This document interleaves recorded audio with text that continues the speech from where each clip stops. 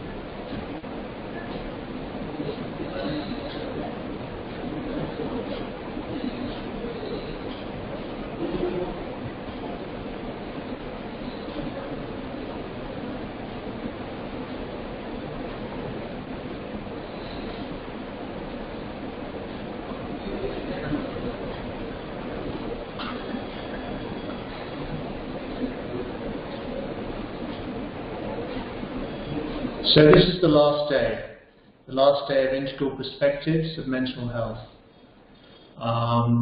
Dr. Basu is going to give his last session on personal growth and preparation for a graceful old age and exit.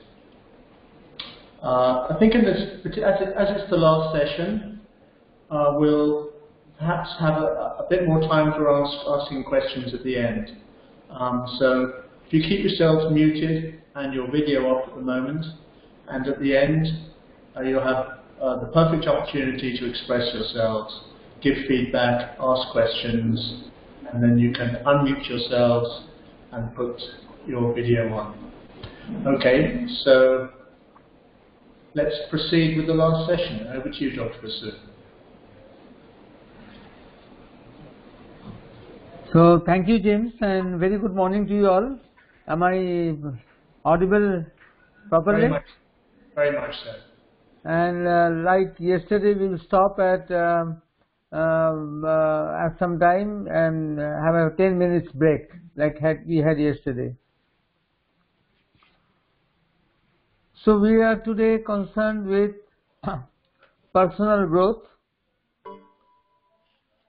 which is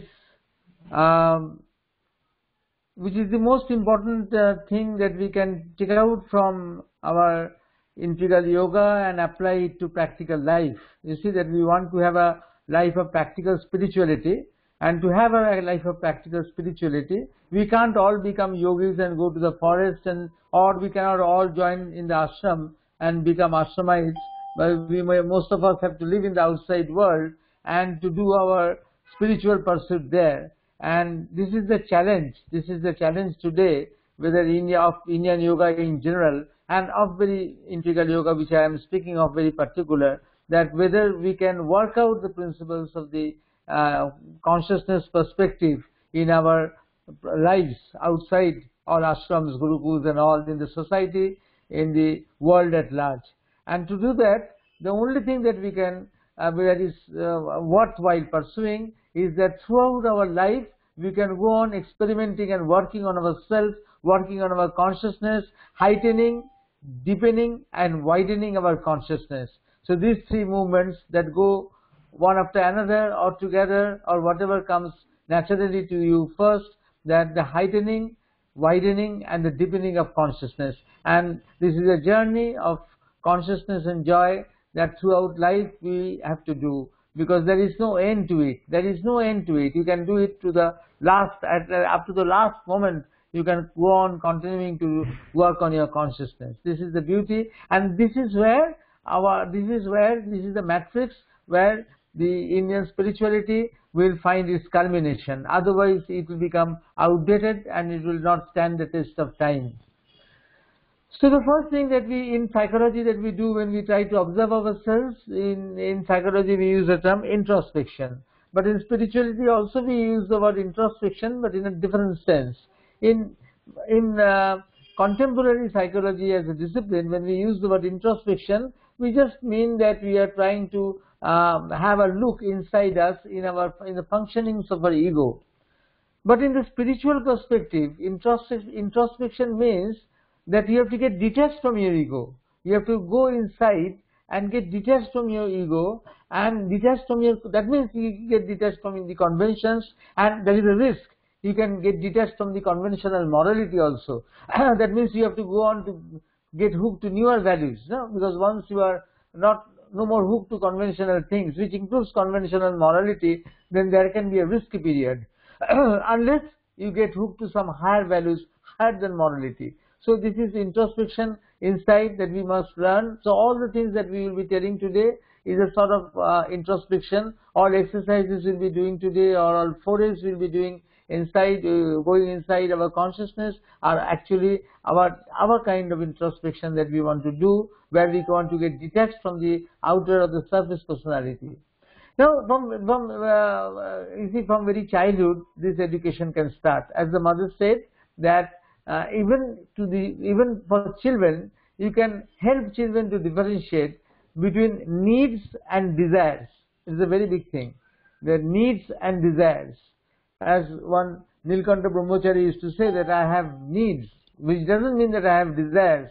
So you have to differentiate between needs and desires. So that is an exercise that we can always do, and you can start doing it from your child, from the very beginning, and you can start teaching your children also to differentiate between the basic needs and the desires with which we can do, with which we could also dispense. So the desires that we could dispense with and the needs that are essential for our survival, you need to differentiate between the two. And the main thing when we are talking, because we start with the body, especially because the body is the template, the body is the consciousness from where all the things are going to manifest. If I am, even if I am a big philosopher or a big scientist, or if I am a big yogi, anything that happens to me will get finally expressed to the body. So all my tensions, strains and all will be manifested to the body. So the body is something which we have always disregarded in our Indian tradition, not disregarded every time. You see, that was the Hatha Yoga which gave prime importance to the body. But in general, when that philosophy came, that Jagat Mithya and Brahma Satya, Jagat included all material transactions, included the body. So it was the pursuit of the soul that was important, and the body was left to what you call to have its natural consequences, to face its natural consequences. So the body has been brought back to a very different kind of unique importance. It has been given by the mother in Sri Aurobindo, and then, as mother has explained many times, that the body, because body has the inertia, that when we think that we are going deep inside, or when we many times when we think that we have gone into meditation and we are having a very nice meditation, most probably it is that we have slipped into inertia, and we mistake it that we have become very still, and we have become very silent and composed and all in a meditative experience. But what happens that actually that you could have slipped into inertia, because to get out of inertia is very difficult. So that means, because his body has to be still, that is the aim in the savasana of the Hatha Yoga. And savasana means sav means the corpse, and the corpse means that your body has to become like a dead body, if your hand is raised, it will fall like a log of dead wood. So do you think it is so easy to do savasana? So remember last day we were having that exercise when we said that you feel that heaviness, will feel that heaviness. To be perfectly relaxed, you have to feel yourself heavy, heavier and heavier, heavier and heavier. And as you feel yourself heavier and heavier, then you will actually feel relaxed, and then your body will become like a corpse in savasana, where if your hand is raised, it will drop like a log of dead wood. But that is very difficult. You see, that is the technique that one has to learn, that mother has said many times, that you have to go into, make your body still in a conscious way. So that is not, you do not slip into inertia, but if you learn to make your body still in a very conscious way, so then you see a very beautiful thing can happen. If you really learn this technique, you can do this experiment yourselves, but it requires practice, that you go into a relaxed state and you feel yourself heavier and heavier and heavier and heavier. You try to feel yourself heavier. It is not so easy. It is not so easy. Now you can do this exercise when you go home. This is an exercise we are not doing here because it is now cold, but you can go home and do it, that you sit under a fan. You sit under the fan, put on the fan. Put on your fan at a comfortable speed so that you don't catch cold in this winter, and just sit very relaxed below the ceiling fan, and try to feel the air of the fan on your whole body. Try to feel the air of the fan on your whole body. Try first to begin from your head, begin from your hairs, from your forehead, from your eyebrows, eyelids, eyelashes.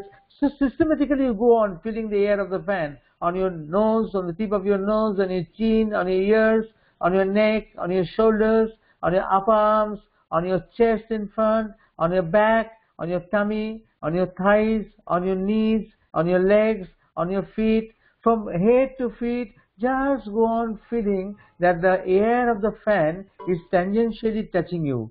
Just have that feeling. Try to feel that. Very beautiful exercise. You can just go to today after this session. You can be at home and you can do this exercise and see. And what will you see? Very interesting. You will not feel the air of the fan all over the body. Even though the air is evenly distributed over your body, you are sitting just below the fan and just below the ceiling fan, and the air is evenly distributed. But you will not feel the air all over your body. You will only feel the air of the fan on those parts of the body, on where those parts of your body which you have exercised in some way or the other. Some way or the other, that part has been exercised. For example, I have given this exercise to groups of people, and many people came and they told me, many people then at the end of the exercise they told that we could only feel the air of the fan in the feet. I said, what did you do with your foot? What did you do with your feet?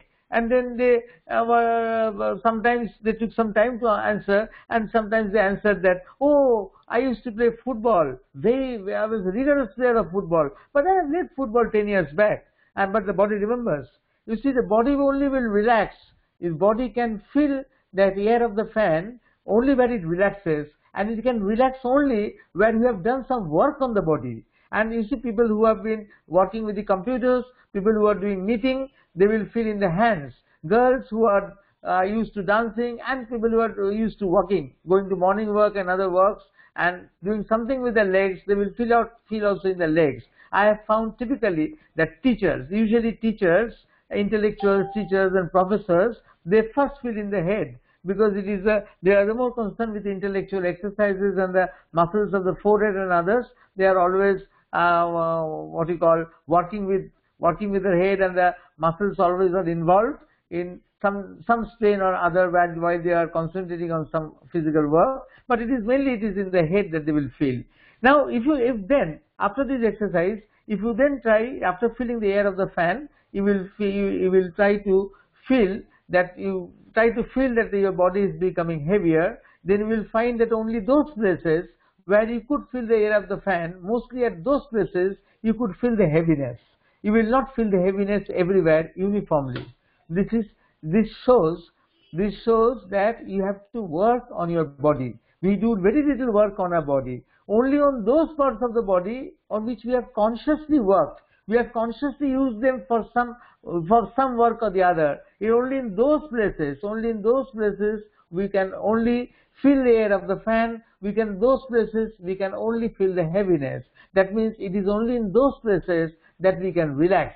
So if you do this exercise and you find out there are some parts of the body that you are feeling and some parts that you do not feel, I will request you to do this exercise off and on at least twice a week, and sit under the fan, if very good, if every day, and try to feel the air, and then try to feel your body heavy from head to foot. And if you can do that within 3 months, you will see that you are achieving a sort of total relaxation of the body. You are achieving a very, what you call, optimal relaxation of the whole body that you can achieve. And now this is very interesting. If you can pursue this further, then what Mother has described, this has been also confirmed by many people who have been practicing it, that if you can make your body still, consciously still, you see, without becoming inert or tamasic, Mostly we make our body still when we become tamasic or we are under inertia. But you can do this kind of exercise, or consciously you become still without being inert or tamasic. Then at a certain point of time, you can feel, this is the mother's description, that you can feel the glow of a warm little light, very bright and still. There is the glow of a glow of a warm little light, which is very bright, but it is very still. You can feel that glow of that light.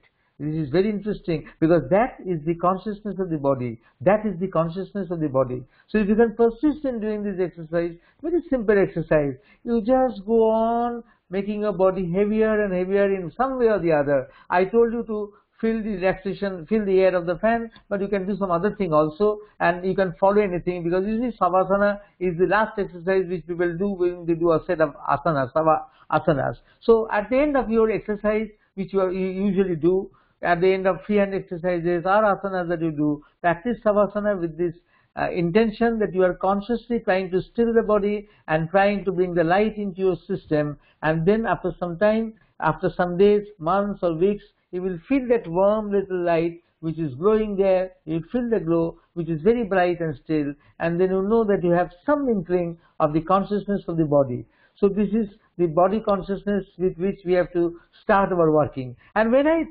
say body consciousness or physical consciousness, we are not only concerned with the body, but with the physical milieu in which our body is existing. So the physical milieu is surrounding us. So we are our body is extended in a physical space, and our body is persisting in physical time, and then those are the things also that are included in the parameter of improving your physical consciousness. For example, I will tell that one of the most important things is food. So food, when it is prepared, you see there are many women here, there are many very bright women here, and you will agree with me that food which is prepared by the lady of the house with the consciousness that I am preparing a food which will be healthy and beneficial for my children, for my husband, for the members of my family, she is infusing a consciousness into the food, and that consciousness cannot be infused by outside people, by servants, or by people who are making food in the hotel or the restaurant. They cannot infuse that consciousness. So that consciousness can only be infused by the person in the family, the lady in the family who is doing the food. So that is why the food cooked by the mother, by the lady in the house, is always much better, pleasant and healthy than the food that comes from hotels and outside. So always it is bound to be so, because you are infusing your consciousness into the food, which is very important. So whenever I have people, women who are working women, executives and all, who are working in very high positions, and they don't have time to make their food, so food is left for the servants to cook, then I also tell them that at least do a little bit of part in the cooking. At least put your consciousness there. Don't let the servants decide what are the things to be cooked and the dishes. At least you decide on the dishes and do a little part, take a little part, cut the vegetables a bit, do that for 5 to 10 minutes, leave the others to your servants to work, but little bit you spend some time to infuse the consciousness into the food, because you don't know what a great thing you are doing. After all, your kitchen must be as equal to the puja room. That's the reason why we used to put Lakshmi and Ganesh in the kitchens everywhere in India for time immemorial, so that your kitchen is always also as important as your puja room. And then the second thing is space. The space in the house also is very important. You see, if you see from the occult perspective, if you see from a long-term occult perspective, that if you don't have a space of privacy in the room, and if you allow each and everybody, all Tom, Dick and Harrys, to enter all your private space, then it is going to be a disharmony in your house, because whatever people live in the private space of your house, they will be living their garbage, and their garbage might be jealousy, envy, bad intent, wrong vibrations.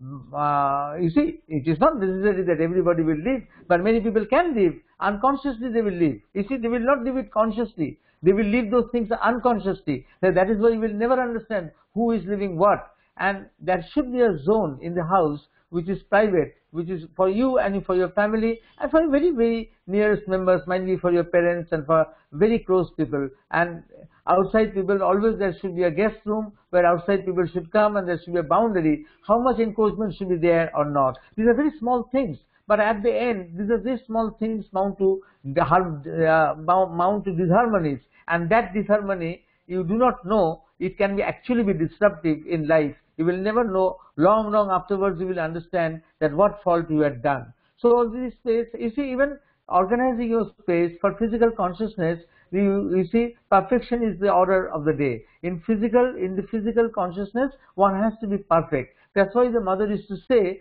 that if you want to know whether a person is organized in his thinking, go to his desk and see the drawer of the desk. If the drawer is disorganized, that means that person's mind is also disorganized. So small physical things you should also do with care. You should always also do with care and precision. So that mother was asked that how to be beautiful and how to be graceful. She said, you do all those very small things with care, do it consciously. So when an envelope comes to you, don't tear it like that in a way that we tear very roughly, but open it very nicely. When you are climbing down the staircase, when you are taking something, lifting something up, when you are eating, do it with a finesse and do it consciously. Don't do it like unconsciously. So do it consciously, do it carefully, do it perfectly, and then you are actually bringing in the grace of Mahasaraswati, because Mahasaraswati comes wherever there is perfection. So that is a very important thing in life, very small things. And then the sense of beauty. Now the sense of beauty is very interesting, because many people tell me that if I am practicing an ascetic discipline and then I am only concerned with the divine, what is has beauty? But beauty is also an expression of the divine in the physical. As mother always used to say, that the divine expresses in the physical to beauty, and that is why the flowers are beautiful, and that is why we offer everywhere flowers to the divine. So if you have a sense of beauty, if you cultivate your aesthetic sense, then you have a finesse, and people who have a finesse are easier to be transformed when they offer themselves to be transformed in a spiritual perspective. Then it is easier for them to be transformed. So this is sense of beauty. That's why is very, very, very important. And then that if your physical template is okay, then you can do many things. We must remember that it is only the human body that can expand in many directions. The human body can expand in many directions. So if you want to develop yourself physically, you can become a great sportsman. You can become a great a bodybuilder. At the same time, if you want to be very beautiful, you can cultivate beauty inside your system. So that's why you have all these beauty contests and other things, that you can be beautiful. Then if you want to have a robust health, you can achieve with all sorts of things and knowledge. You can try to have a very robust health. So you see that health. And then if you want to cultivate purity in your system, you want to be pure, so you can cultivate purity in your body. And if you cultivate purity in your body, you are preparing a space where the divine can actually come and settle and manifest. So you see, the human body can grow in so many directions, which no body in the which has preceded us in evolution, nobody of any other species can do that. That we can develop it in many, many directions. And why we can do that? We can do that from the occult perspective. It has been told to us by the yogis that we can actually develop our bodies in different directions only because of the presence of a conscious soul in us. Of course, the soul is everywhere, but it is not conscious, it is hidden, it is dormant. Only in the human being, it can come, it can be developed, it can become conscious. And because that possibility of the consciousness inside us, which can be perceptible, which can be developed in the soul, the consciousness of the soul that is very much throbbing and alive inside us, the body has been permitted, or the body can be facilitated to develop in any way it wants. So that is why the soul, presence of the soul inside the body is so very, very important. And now we'll do a bit of exercise where we try to bring the light into our organs. But remember that from the rational mind, if we try from the rational mind, we concentrate on the rational mind and try to invoke the light, that is too artificial, and that doesn't become successful, because it is the task of the mind is to doubt. The task of the rational mind is to doubt. So you have to first before doing the body, bring the light directly into the organs, which you can bring into any organ which you want. If you have any disturbance in your any organ inside, you can bring the light. But before doing that, you have to settle your consciousness behind. Remember the last exercise we were doing yesterday, which we will just do for 2 to 3 minutes, and then we come to what we are wanting to show today, because you have to have a poise there deep inside your being.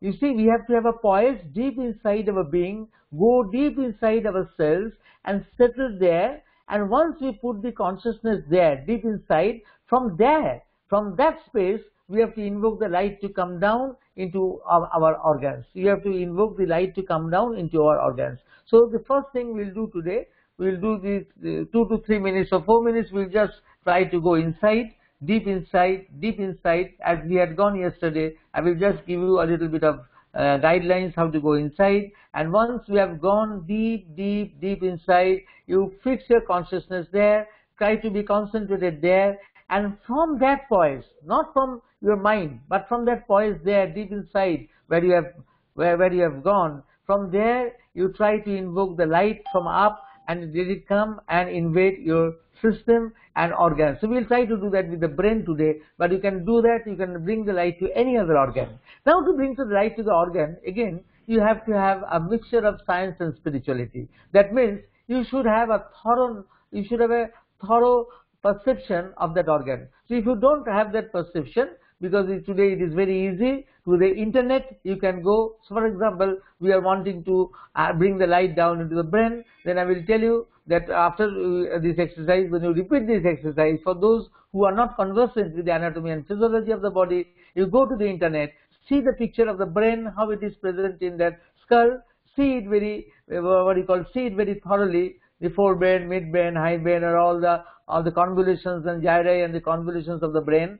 And alternatively, you can concentrate on one typical nerve cell or neuron of the brain. So you can go in the internet if you want. Every organ has got a typical cell. A typical cell, so there is a liver cell of the liver, there is a cell of the heart, and there is a cell of the brain which is called the neuron. And so the neuron has got an axon, and there are many dendrites, and all these are technical terms, but that is information going out to the axon, information coming in through all the dendrites, and there is a cell body. And if you can concentrate on the picture in your book, in the internet, or in any of your books, then when you must know how to place it there so that the light comes and penetrates the right organ in the right way, or the cell in the right way. Any of the things we can do. When we bring down the light into any organ, you can picture the organ there, or you can picture it also, picture the cell of that organ there and bring the light there. What I am saying is that your anatomical placement of that of that organ must be perfect. You must know the anatomy, the form of that organ to bring the light there, and a little bit of the functioning of that system also you can learn, because this is an infusion of science and spirituality. We are wanting to infuse science and spirituality in a way which is very harmonious. There is no harm in doing this. There is no harm. Scientists will not object, and spiritualists, they will also not object. Nobody will object to that. So we want to do a fusion in our own way of things. But first of all, let us go inside. We'll just do 2 to 3 minutes, go inside, and then I will tell you to concentrate on the light and bring the light down to that organ. We'll today first do with the brain. So close your eyes. I will request you to close your eyes and go inside yourself, go inside in the depth of your being, behind your heart, go deep inside, as much as farther as you can, at the back of your system, or at the very depths of your being. Go as far as possible to the extreme depths of your being. And I said yesterday, when we go inside the depths of the being, most often we end up in the extreme end of the third dimension, which contains our viscera. But then again, beyond that third dimension, to the fourth dimension we have to go, which is just beyond that. So when we are concentrating, mostly we are concentrating and we are trying to go inside, deep inside us.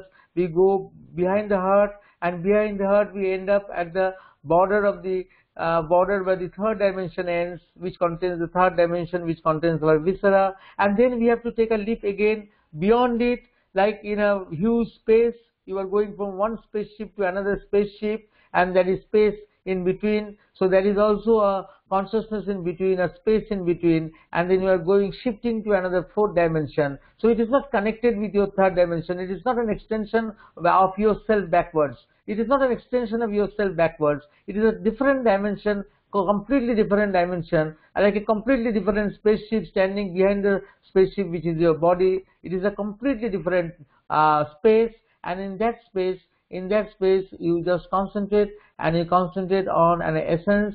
Something is there, which is an essence, which is an flame, or a small flame, or you can concentrate that you have your Ishta Devata there, or you picture the divine in whatever way you like, or you can picture a lotus there. Something is there deep, deep, deep, deep within, and when you have gone there, beyond your body, behind yourself, at the last limit of your third dimension, where you have left the third dimension and shifted via space to the fourth dimension behind, where you have gone to an essence, which might be a flame, or you just feel that you have gone somewhere. Something is very deep there, like a well, or like a water body. Something is there like a water body or well, or something that is deep, or something that is full of light, or something where there is a flame, or there is a lotus, or where there is an Ishta Devata standing there. And there, put your consciousness there.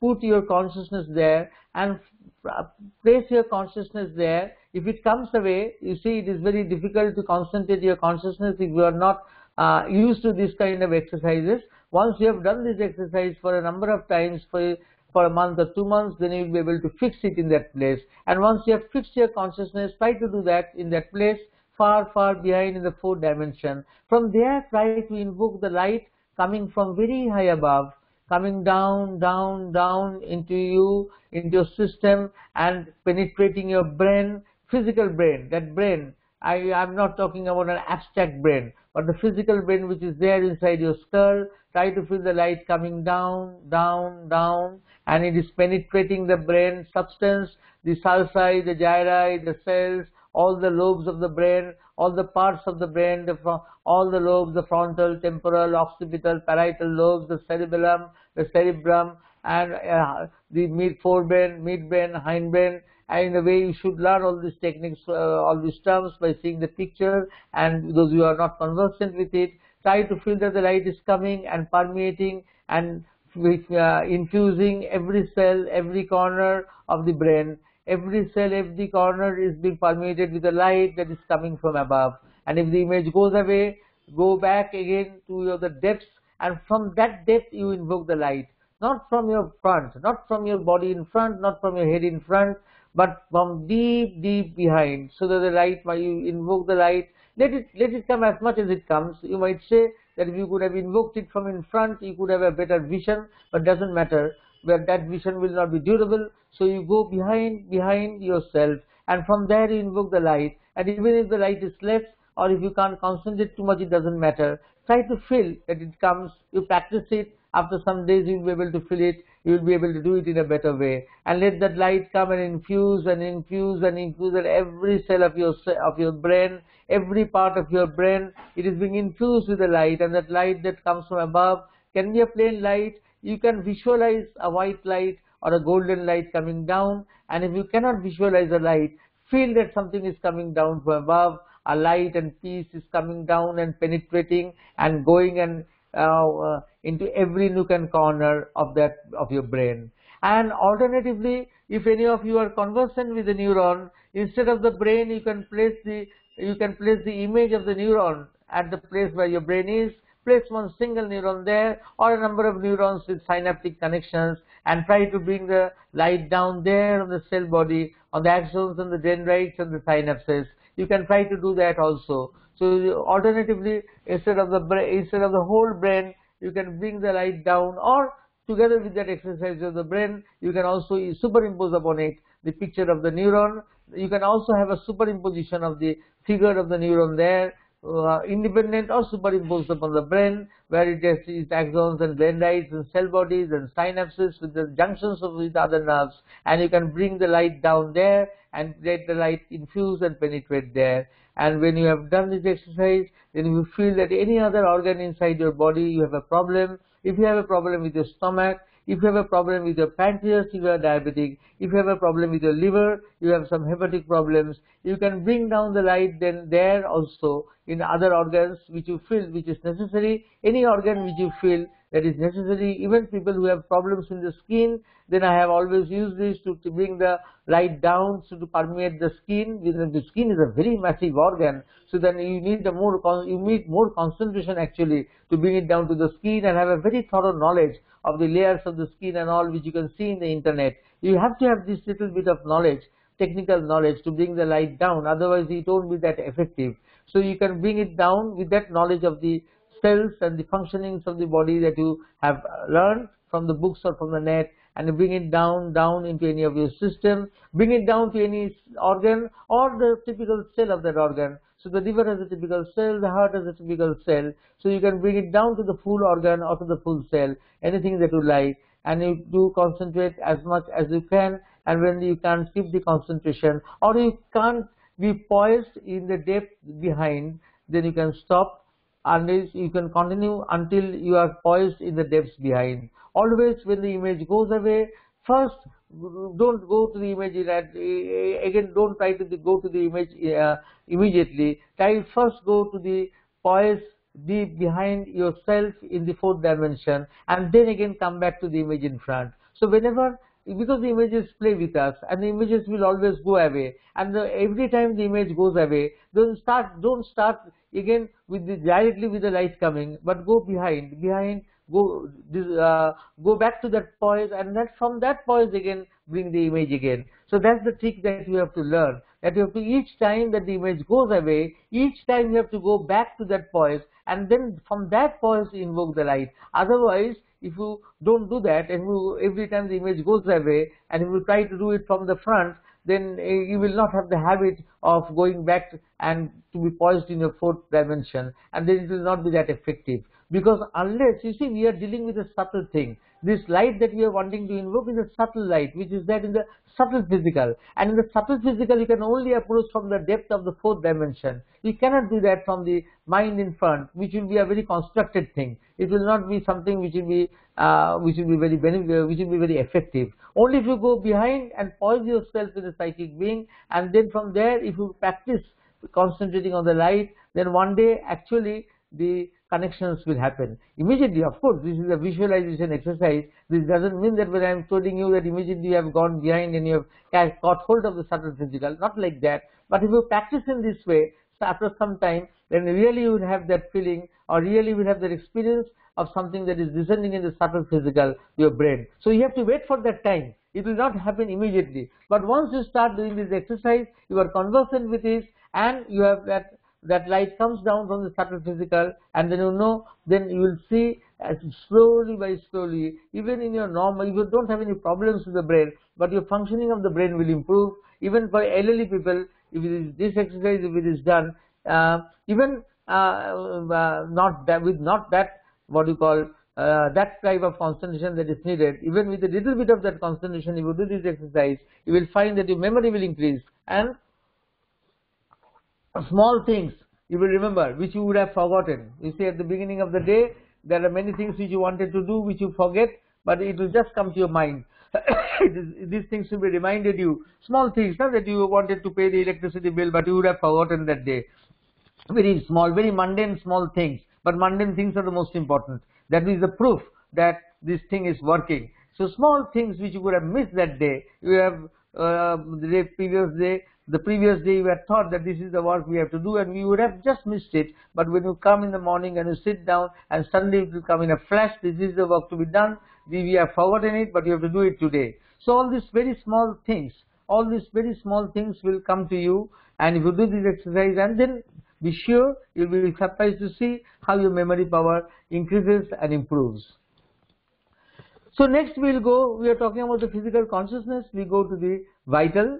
You see, the vital is our plane of life energy, and it is a plane of our dynamism, and it is a plane where we have to learn how. You see, dynamism means that you have to effectuate whatever you are having, platonic ideas or what you call theoretical ideas that you are having in the mind will remain theoretical or even platonic unless they are executed to the vital. Only they are executed to the vital, then that thing can become effective in outer life. So to make things effective, you have to exert a willpower. And this willpower, remember, you just remember this.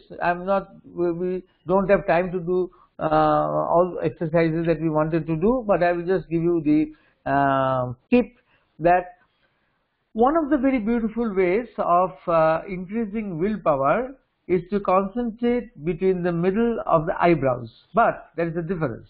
When we concentrate in the middle of the eyebrows, usually what people do, that people concentrate very strongly at the middle of the eyebrows and the way on a space there, and so that the individual will becomes very powerful. But in our case, we want to modify that. We want to modify that in a different way. So if you want to concentrate in between the eyebrows, and then it is not to increase my individual willpower,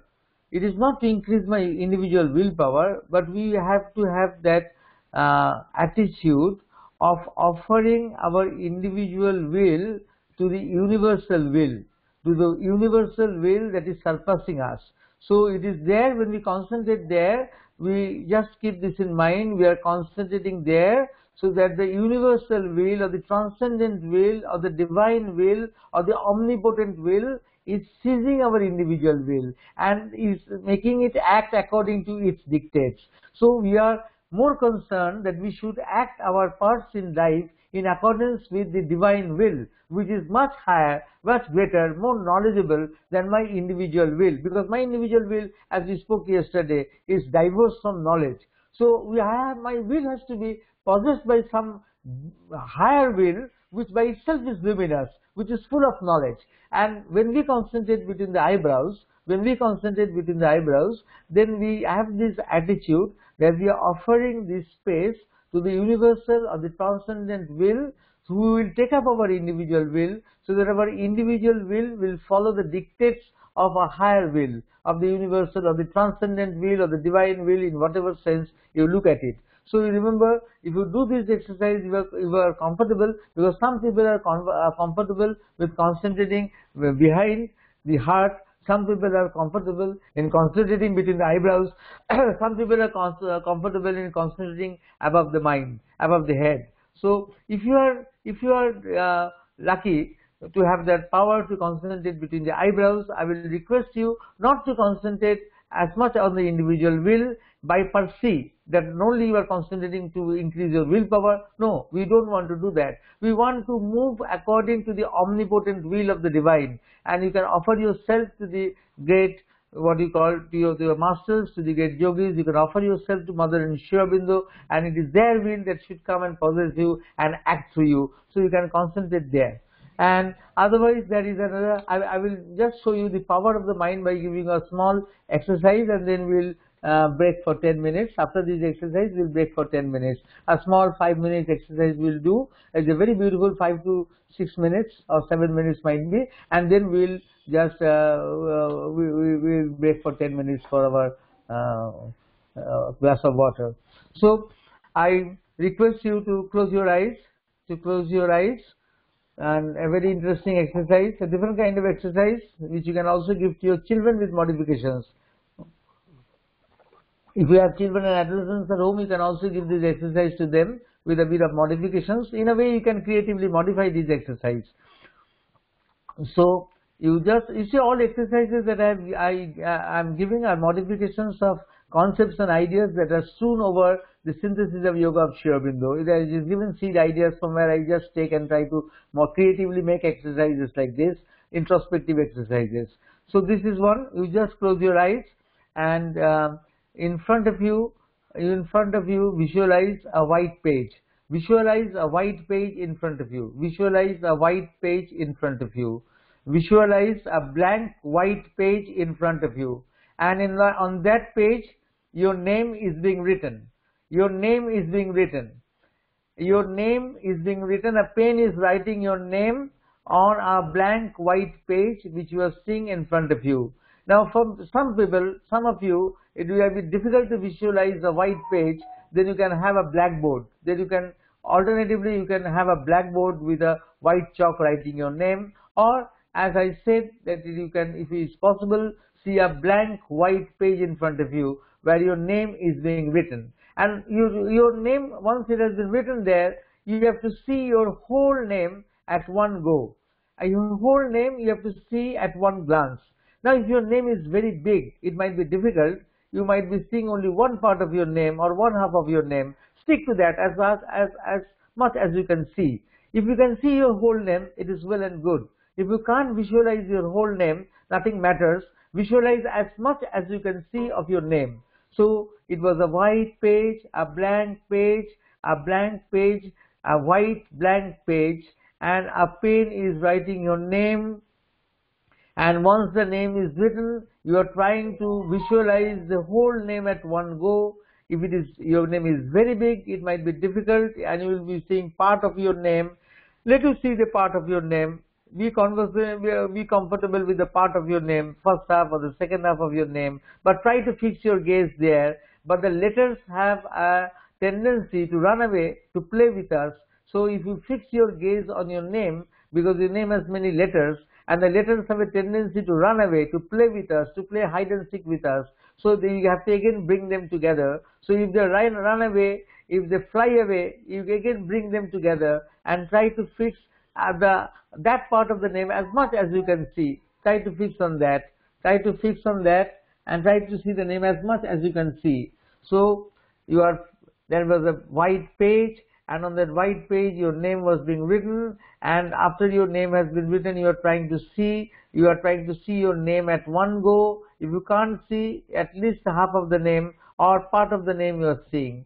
And once your name has been stabilized there, try to visualize that white page has become full of flowers. Many flowers have come there.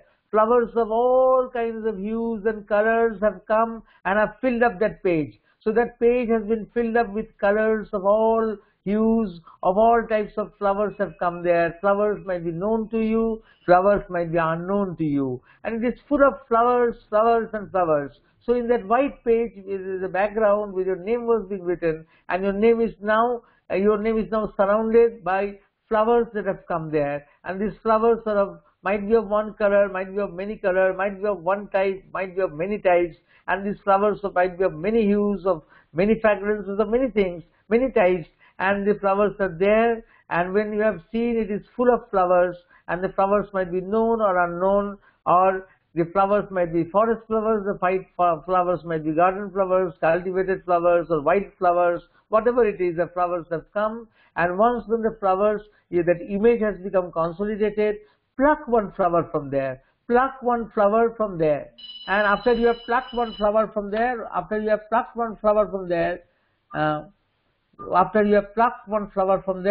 what you do, you try to enjoy the flower. Try to enjoy the flower, try to enjoy that flower. Try to enjoy that flower, try to touch that flower, the sepals, the petals, the leaves, the stem, the whole flower. Try to pluck that flower, and try to enjoy that flower. Touch that flower, the sepals, the petals, the stem, very lightly, very tenderly, so that the petals don't drop off. Try to touch very delicately the whole flower. The sepals, the petals, the stem, everything very lightly, so that the flower doesn't wither away. The petals don't fall away. And if there is a fragrance in that flower, if that flower is a scented flower, take a deep breath and take a fragrance of that flower. Take a deep breath and take a fragrance. Enjoy the fragrance of that flower. So if the flower has a smell, if all flowers don't have smells, but the particular flower that you have taken, it has a smell, then take that smell. Take a deep breath and take that smell. And then after you have taken the smell, after you have enjoyed that fragrance, put back the flower to the place from where you have plucked. Put back the flower from the place where you have plucked. Put back the flower from the place where you have plucked. And then relax yourself, just relax yourself. Now this is a very beautiful exercise. It has many dimensions, it has many meanings. But if anybody of you has seen the flowers, then you can just, if you can write down what flowers you have seen, or anybody of you who has taken the fragrance of the flower, you can just, in the chat box, you can just say that you could take the fragrance. I would like to see that if anybody of you could have taken the fragrance, or anybody could have recognized the flower that you have taken. So try to see, lotus, and if anybody has taken the fragrance.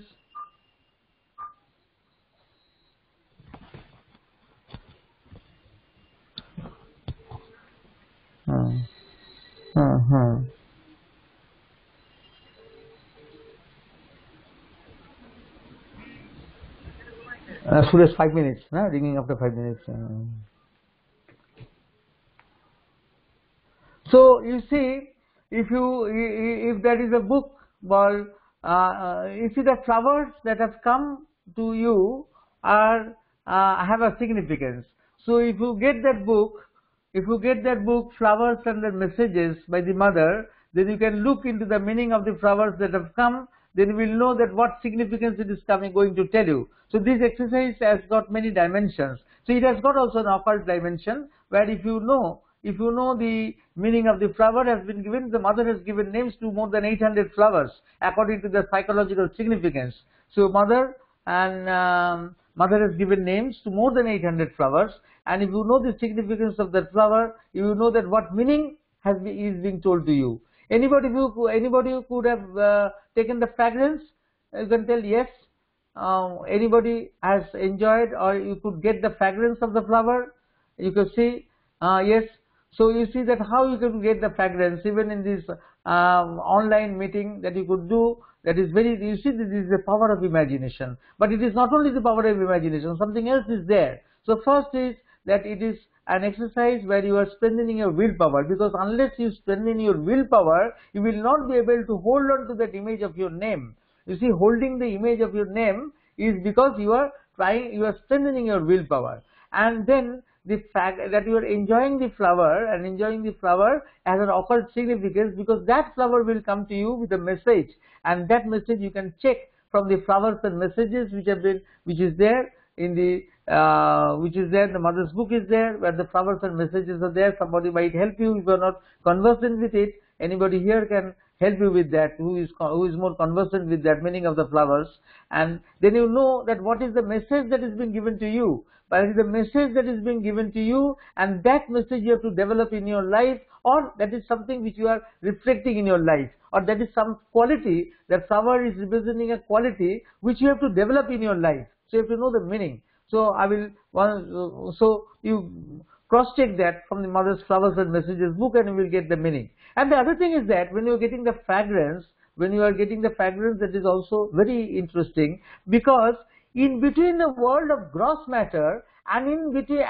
the world of subtle matter, there is a connection. There is a connection between the world of gross matter and the world of subtle matter. This connection is called the sixth sense in the Indian philosophy, Manas of the sixth sense. It is because of the presence of the sixth sense, of the connection between the subtle world and the gross world, that you could feel the fragrance. You see, otherwise, even in an online session, at least some of you, 1, 2, 3, 4, 5, you could have, 5 of you who have admitted, might be some little bit more, but everybody is not comfortable with sharing very personal things, which I understand and which I respect. But even that, you see, that is the connection between the gross and the material world, the subtle physical and the gross physical. There is a connection between them, and that connection is a subtle connection, and that subtle connection is called Manas in the Indian tradition. The Manas of the sixth sense is that subtle connection between the two worlds. So that between the two worlds there is this subtle connection, and because of that you could experience this fragrance even without physically having a flower in front of you, and even at such a distance spread out where we are in online pauses.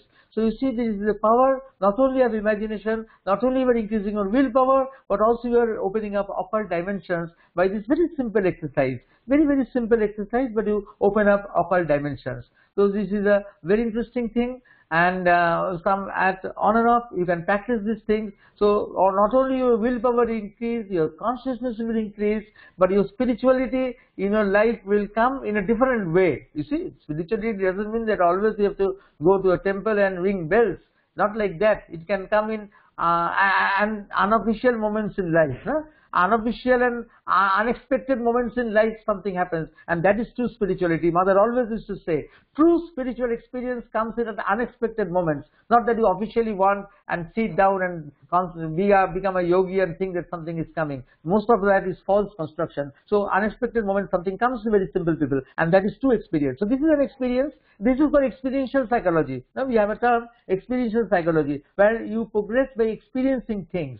So we have that as this very beautiful exercise which shows that how much power we actually hold within ourselves. Okay, we'll just, for 10 minutes, we'll just now have a break for water and other things. Thank you.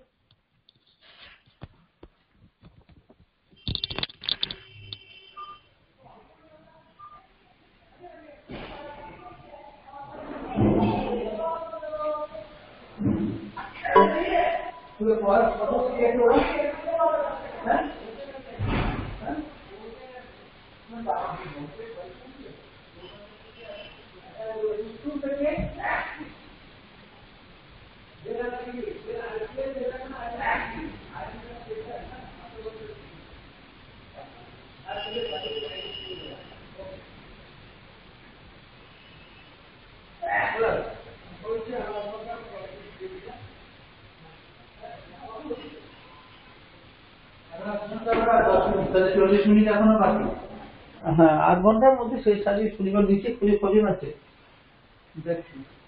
আমি একটা লগের সঙ্গে দিই আর এই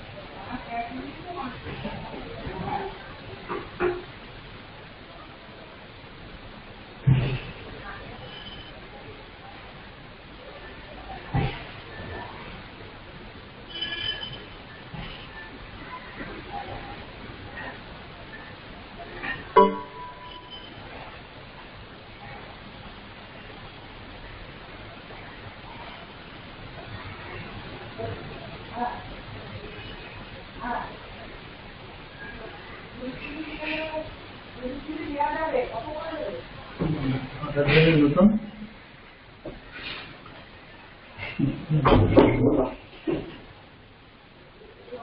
হ্যাঁ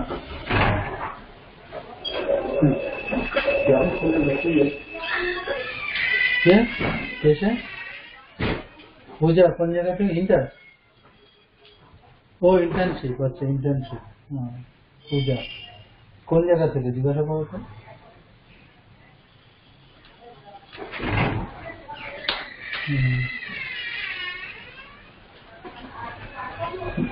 ঠিক আছে বসে ঠিক আছে বসে 18 জন কদিন বসে আছে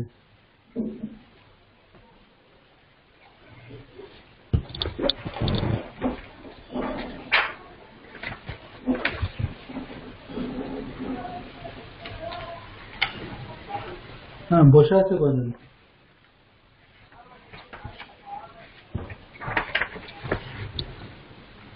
না টাইম দেওয়া থাকলেও আসে না 2-4 করে এসে যায় তো हाँ ठीक है हाँ हाँ ठीक है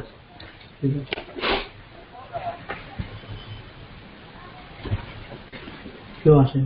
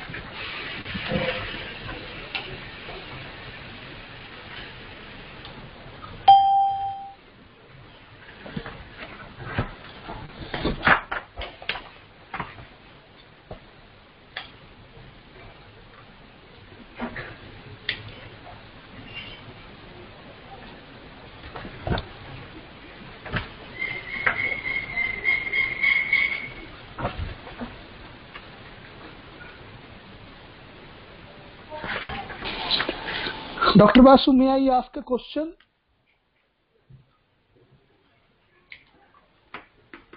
Sir, may I ask a question?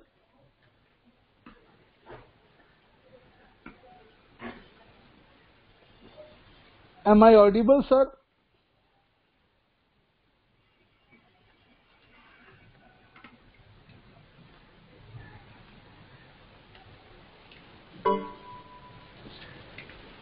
Hello.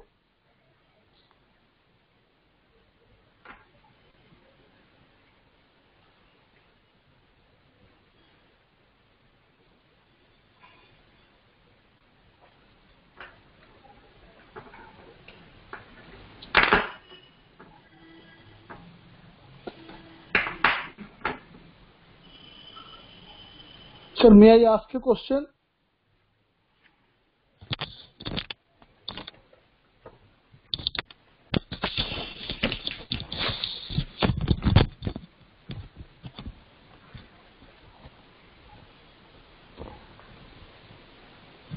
May I ask a question, sir? Yes. Sir, though it is a very simple question, but what are the indicators to differentiate? Uh, are we just in superficial mind imagination or deep sort of soulful connections? What are the indicators to really differentiate these two things? Now, first of all, you have to practice going. As long as you are not practicing sufficiently, then you cannot say that you have left the superficial plane. So that is paramount. Okay. But even then, for a second, when we are, because we are doing this exercise, for a second, even momentarily, at moments, we could go inside. Otherwise, just from the superficial level, some people would not have been able to feel that fragrance. Right. So once you do the same thing from a very deeper level, the meanings changes. But at this moment, when we are trying to do initially these exercises, we can momentarily go in the depths, but to persist in that, we have to practice. Otherwise, Right. you can tell me if at present we are a mixture of most of superficial, and at times we are just going inside, but most of the time we are still in the superficial mindset. And otherwise, it would be a very enduring experience.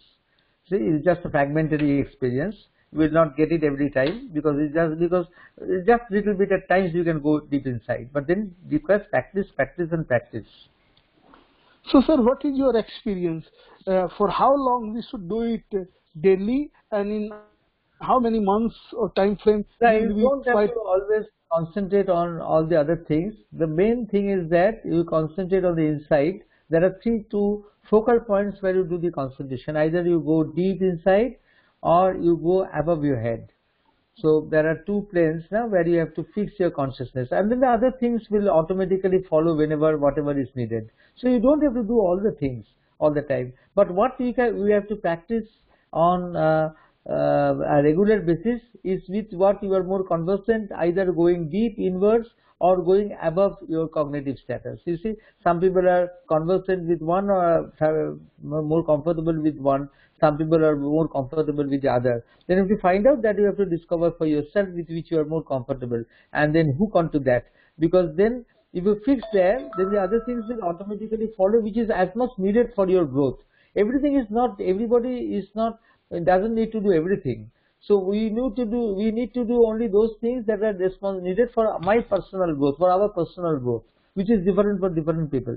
And for that, it is necessary that you go inside, be in the soul, poise in the psychic, which will determine what is needed for us. The main point in showing this that we have so many possibilities and potentialities if we want to go inside. Even momentarily we went inside for a second or less than a second, then we could have a small connection like this. If we could now practice it, then we could make it more and more durable. Thank you, sir. Doctor, Anyway, we can am I start. audible? Yes. Doctor, I want to ask you one question, that this exercise we have done, just you have done with us. The next time, since these things are known to me, no, the next time when I will exercise it, some other flowers may appear? Yes, yes, other flowers can appear also if you keep your mind blank. Okay, okay. Because when we do it, But some then flowers exercises... are coming, you see, when you do it in a proper way, flowers that are coming to you are giving you a significance. For example, marigold is giving a significance of the plasticity of the physical. So people, if the person who is seeing the marigold flower, it means that one can cultivate the physical plasticity. So you are now ready, that is the message that is given to you, that for your development, you cultivate the plasticity of the physical, you should concentrate there. Then for the sunflower, the person who had for the one who had seen the sunflower gives a message that time is now right, so that your consciousness should be turned towards the light. So that time is now right, it must be that you have to your work now in the spiritual sphere is to pursue this line of turning your consciousness towards the light. Or the rose also is signifying the love for the divine, which means that you have to cultivate that faculty that has been given to you. That flower has come to you to show that there is a meaning, and that is love for the divine. It is something which you will cultivate, you will get a result, because that is what your being is wanting. And for the lily, they say that oriental lily, I didn't know, but when I checked the mother's book, there are two types of lily. She has described the lily of the valley and the lily of the field. I do not know what is that oriental lily. If it is of the lily of the valley, it is the power of purity which one has to pursue, and it will be worthwhile for one's personal growth. And if it is the lily of the field, that which is elegance, elegance which is fragile. So you have to make that elegance that is fragile, you have to make it more persistent, more concrete. So all these things are just indications that are given, indications that the flowers are giving to you. You can take it in the way. Red rose, of course, is rose. In general is love for the divine, but there are different shades of rose. Red rose is the classical love for the divine, but then the other varieties of rose are there. You can look at the flowers and their messages, or I will give you in the WhatsApp group, I will give you the other significances if you want. Anyway, we are short of time because we have also to ask, give you time for asking questions today being the last day, and giving your comments, more of questions, giving your experiences and comments, and enriching the session. And the other thing that we have to be prepared. We have to be prepared for a long time in life, long before it actually happens. We have to be prepared for a graceful old age and a graceful death. It requires a long preparation in life from a very young age, that people, we don't understand it, and we keep it for the end. And death is a taboo topic. We think that, especially doctors, we think death is a defeat. We think that death is a defeat, and we are so afraid of death. And that is because of the collective suggestion in the collective unconscious. Like birth, death is a very natural phenomenon. You should not have been afraid of it. But because of the collective suggestion is there in the collective unconscious, we are so skeptical of death, and we try to avoid death. And making any program of death, you see, we have done from about I think even 2002, we did a very big program on death here in this under Nama, under the auspices of Nama. We did this program of death, which was a very powerful program, and which actually Dr. Beast had conceived much earlier. During just before the emergency, he had wanted to do a program on death, but he couldn't do it because the emergency was clamped. And then we did it together with Dr. Beast. We did it on behalf of our Nama journal. We did it at that time, and afterwards also. But whenever I have done a program on death, I had to myself cross death because both the times I was in charge of the most of the things in the program, and then I had to personally cross death to do that program. Doing a program on death is so powerful, so heavy, so difficult. But for us, what is important to know that death is something which is very normal and natural. We should not be scared of death, but we should not invite death. Don't invite death. This is something you have to tell to your clients if you are doing counseling, to your elderly people, that don't invite death, but don't be afraid of death. That's different thing. Don't be afraid of death, but don't invite death. Death is going to be a very normal thing. You see, we always carry a natural optimism. Like, tomorrow what I am going to do, I think today that tomorrow these are the things that I will be going to do, these are the works I will be going to do, I have to go to the market, I have to do this, read this book, do that work. When I go to sleep, I think of the next day's program. I usually don't think that I am not going to wake up the next day. Do I? I don't. We don't.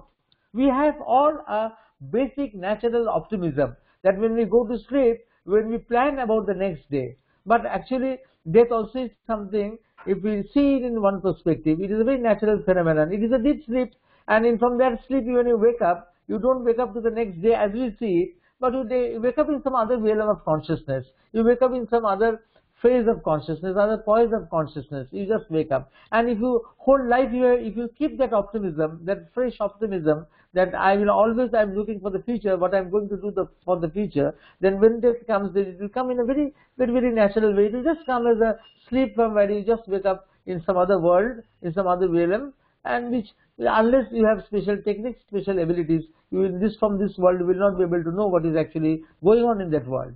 But we can prepare ourselves for a very nice, not only death, but for also a graceful old age. Because people in old age, they also become very irritable, cantankerous, and all the things that they are inhibited in their personality, so wrong, they come to the surface.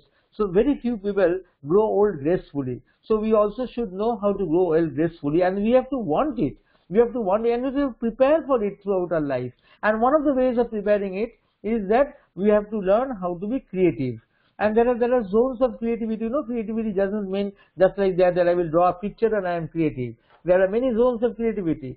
Painting and sculpture come from one zone of creativity, which is high above the consciousness. Above that I was talking that day of Beethoven, of the plane of soundless music, or the Ananatavani, that is above that plane of the zone of forms, from where painting, sculpture, architecture, they come from the zone of forms.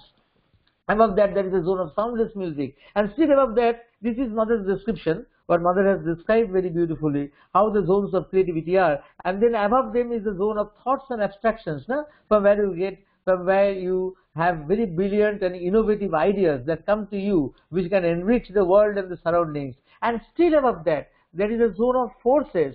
There are zone of forces which are colored lights without forms. There are colored lights without forms, so one can also go there. So if you know correctly how to go into your inner mind, so we are talking about the inner body, inner subliminal personality, the inner body, the inner personality. There are different planes of the inner personality which we don't have time in during this 5-day period. We didn't have time for that. We need a separate personality development program only for that, where we know the different planes and how you can develop those planes, how can develop my inner mind, how you can develop my inner vital, how I can develop my subtle physical. So all these things, the subtle physical means the inner physical. Only the word inner physical was not nice in English to sound, so Sri Aurobindo used the word subtle physical instead of the word inner physical. But then you have to know how to develop each plane, and when you go in the inner mind, you can become creative. And unless you become creative, you cannot have a fruitful old age, old life.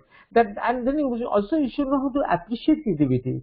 You should know how to appreciate creativity. I was seeing a people of retired, group of retired people who are working in a very high placed positions in a plant where they had very big bungalows.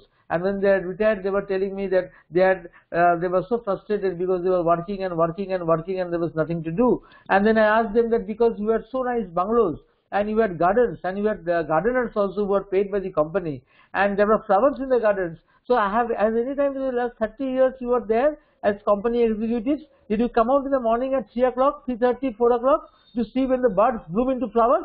They said, no, we are so we are thinking only of work. Well, that is also work, a work of yourself, work of your own soul, work of your psychic being, the work of your own consciousness to see a flower in your own garden blooming at a time. You have never seen that. You have only worked for your company, which is also at the end a compromise, because you are working for someone else.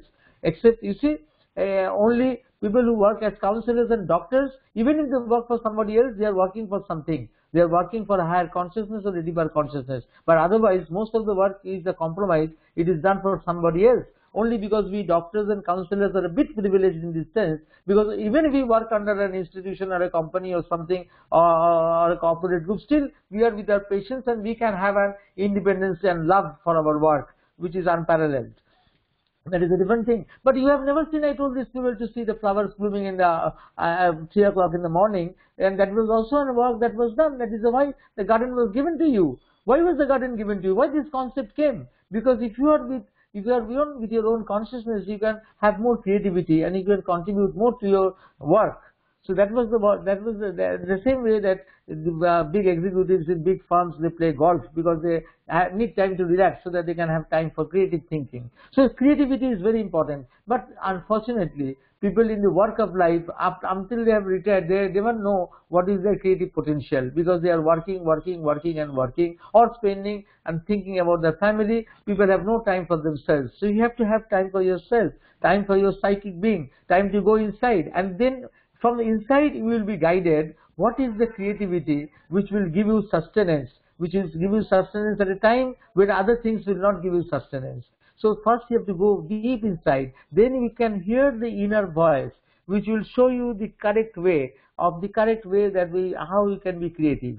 And then I would say that there are exercises which you can do. You see that we are wanting to have a very nice exit in future life, so there are exercises that you can do, like an exercise that you can lie down and you can feel when you are lying down in bed. You can do this, that you are feeling that you are being engulfed by the whole cosmic consciousness. They are coming and engulfing you. When you are lying down in bed, you can do this exercise when you are going to sleep, that when you are going to sleep, you just lie down and you feel that the entire universe is coming and it is taking you up, or you are expanding into the entire cosmic consciousness. Or you can feel that you are lying in the bosom of the great world mother, and you are lying there very peacefully, very restfully in the bosom of the great world mother. So that is something also that you can do, that you can feel very peaceful, very calm and poised in the bosom of the great world mother, and that you are there in your very restful phase. Or the other day that I told you that if your sleep doesn't come, you can project yourself, a subtle body of yours going upwards, and when it is going upwards, it is getting sustenance. Your subtle body has been projected upwards. You just think that something subtle, your body is being projecting upwards. The subtle part of your body is coming out of your body and is being projected upwards, and is getting sustenance from the bliss principle of the Sachidananda. It is getting that bliss. It is being what you call flooded with that bliss. You can feel that, and if you do that, then you will find that you can have periods of sleep which are outwardly their hours are less, but inwardly you have a different quality of sleep. So all these small things that you can always do. So we have to keep in mind, for a very long time in life we have to be ready that we at one time we should have an graceful old age, and we should be prepared for a graceful exit, and we should never fear death, but we should not invite death. We should not invite death, but this is not a taboo topic. And to do that, whenever you find any news of death coming to you, be calm. You see that mother always used to say that to overcome fear, that if you want to be healthy, you should overcome fear, and to overcome fear, the greatest fear is the fear of death. So whenever any news of death comes, or in the television you see that a big accident has occurred, many people have died, just try to be calm, and if you can't be calm, invoke your Ishta Devata, or just go inside yourself, and be detached from the whole thing. And if you, not once, you practice this 1,000 times, whenever you are confronted with the news of death coming from anywhere, any known person, unknown person, accidents, mass accidents, anywhere, anything, you just don't react. Just remain silent, just remain still, because this is a natural phenomenon. Just remain silent and still, go just behind yourself, remain silent, and if you can't remain silent, invoke your divine or go deep inside yourself. And you do this exercise many times, and you will be, not only when you will be conquering the fear of death, But once you conquer the fear of death, you will be fear for many other insecurities in life which are outwardly not associated with death, but automatically you will be free from many other things in life. Many are things which cause insecurities and which causes fear. But never, we should learn never to fear death. Offer our lives as an offering. Whatever comes will come for the best. It's not the quantity, but the quality of life that is important. And if the quality of life, you concentrate on that, that quality of life will bring the number of years, quantity of years that is necessary to maintain that quality. So you just concentrate on the quality, and that quality of life will decide upon the quantity of life. You don't have to outwardly focus on the quantity. You just focus on the quality of life, and then you will see that that work is being done, and the quantity of life that is required to express that quality will be automatically decided. That is what Srimad Anirban used to say. That is one of the magics of Indian spirituality is that the more you go inwards, the more the outer life will be organized for you. The more you go inwards, the more the outer life will be organized for you. So at the end I will say, again I was quoting Anirban, who was a great Baul and who had translated Sri Aurobindo's Life Divine in Bengali, and though he was not from the ashram, he was the only person who was given that permission, and he used to always say that life is a stream where we have to know we have to flow forwards, because the stream never flows backwards. And I would add as a psychologist that you have to know the trick to flow forwards. Otherwise your life must not be a dry leaf or a dry twig thrown by the winds here and there in a scattered way. So life must not be a dry twig or a dry leaf scattered in the wind here and there. You must know the trick of floating in the stream, because as Anirban said, that a stream always flows forward, it never flows backwards. And when it flows forward, the stream, and it meets the ocean, then it goes into the consciousness of the Shiva, and then you know, and if you can do it consciously, then consciously you have experienced what is death. So when you flow in the stream of light, and when the stream goes to the ocean, and that ocean is that huge cosmic consciousness, and that consciousness is again merging with the transcendent consciousness, and you go to that consciousness of Shiva, then you know that consciously you have experienced what is death. Thank you. Anybody would add something, ask something? Your time is up, you can do it.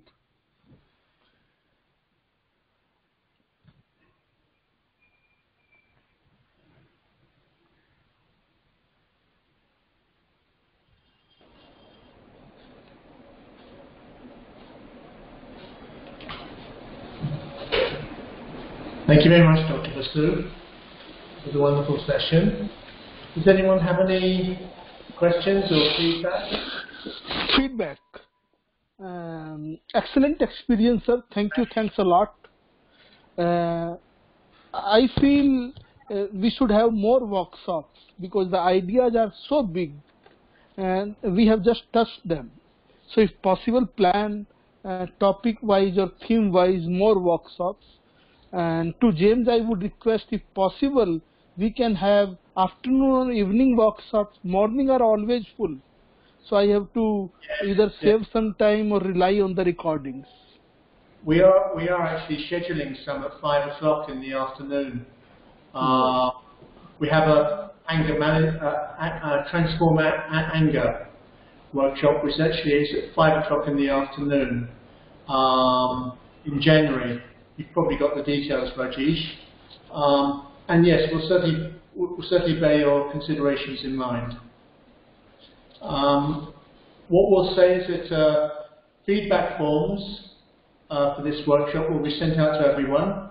So please fill them in, because we really value your opinion and your assessment of our efforts, and we'd really appreciate your feedback on this particular workshop. It's been a very, very enlightening workshop for me personally, and it would be nice to know your assessment of the proceedings yourselves.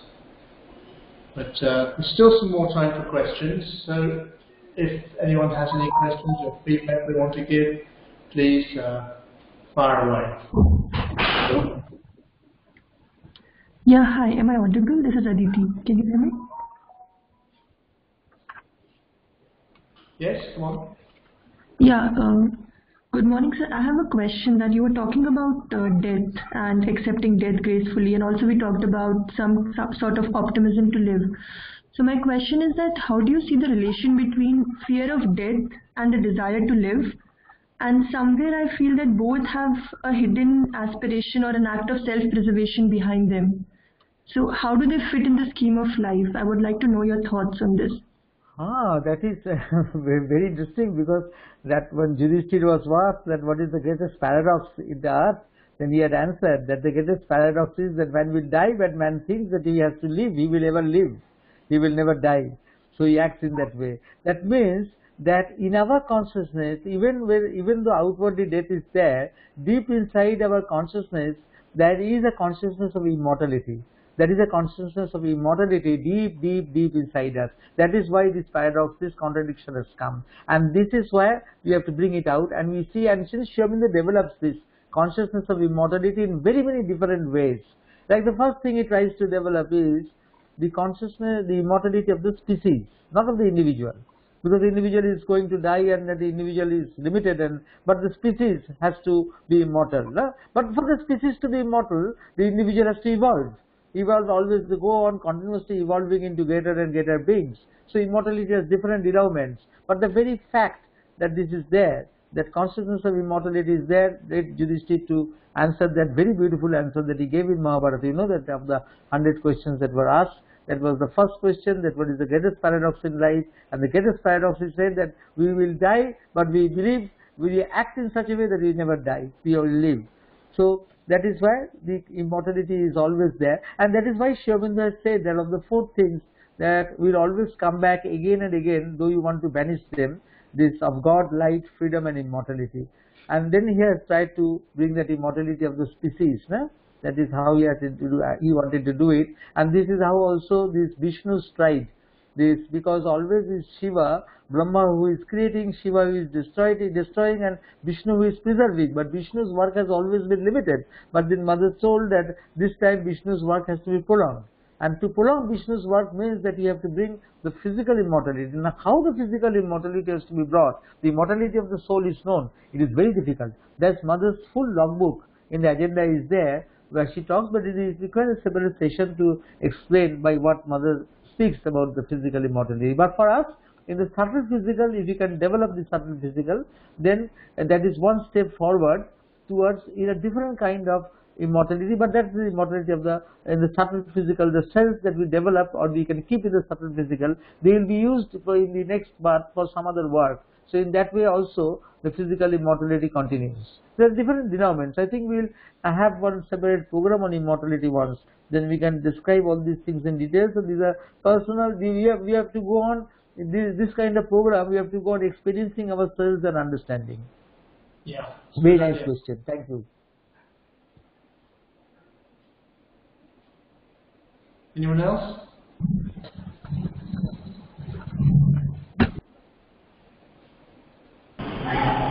Dr. Basu, if you can come in. Sure. I would like to know what role does faith play from a psychologist's point of view. How do we define or understand faith? How do we understand faith? From a psychological point of view, how do we understand this phenomenon of faith? Faith. Of death. Faith. Of death. Faith. F-A-T-E, faith. Yes. Yes. Yes. Faith and free will. They are very. You see that debate between faith and free will. F-A-I-T-H, faith. Oh, faith. Oh, faith has again different endowments. From the psychological perspective, what happens is we cannot keep our faith, because when we try to keep our faith from the level of the thinking, from the level of the rational mind, but because the task of the mind is to divide, to question, to contradict, to doubt, so faith, you cannot stand faith at the level of the thinking mind. So to develop faith, either you have to develop your soul faith, which is deep inside you, or you have to go between the eyebrows to develop your willpower, so that you can have different kind of faith which is linked to the universal faith, or you have to go above your thinking mind, so you have to above your supracognitive level. But from the level of the ordinary cognition in which we are living and the ordinary surface emotional repair or vital where we are living, faith is very fluctuating. We cannot sustain that faith for a long time. So faith itself has to be cultivated in a very different way. The easiest way to start, or the most affordable way to start, is to go deep inside and concentrate on our soul, so that there is an invincible faith inside us that whatever happens will happen for the best. That can come from very deep inside, that faith comes. That whatever happens will happen for the best. And then you accept whatever happens. That also you have to cultivate some supracognitive levels. You can also accept it, because you need a wide magnanimity to accept whatever happens. You see, one is a belief that you believe that whatever happens, it happens for the best. But then if you accept it globally, then you have to also work at the supracognitive level. So it's a very interesting thing, but you have to work at different levels. It's not an easy thing to say that develop faith.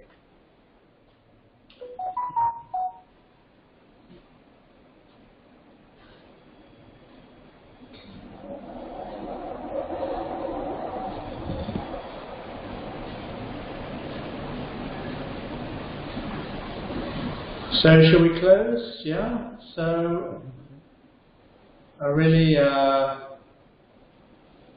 enlightening 5 days we spent together, and it's been a marvelous experience to hear Dr. Basu sharing his thoughts on integral perspectives on mental health. As I said, fill in the feedback forms. They're going to send out to you, and of course at NAML we have many programs and workshops planned, so thank you very much for your support, and we'd really value your assessment of our efforts. So until the next time, it's goodbye.